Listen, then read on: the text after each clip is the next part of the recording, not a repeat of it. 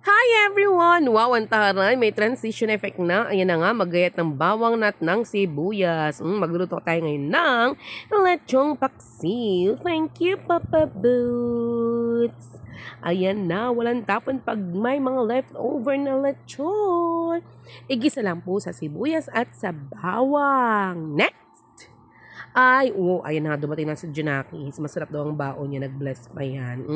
Ilagay namang tumas, tubig, paminta, dahon ng laurel, suka, asukal, cube. Kami po gamit namin kahit na anong karne pa yan, chicken cube. Opo. Tapos brown sugar. Naubusan lang kami ng mascobado Carry na yan, kaunti lang naman. Ayan na nga po, pakuluin. Masarap siya, guys.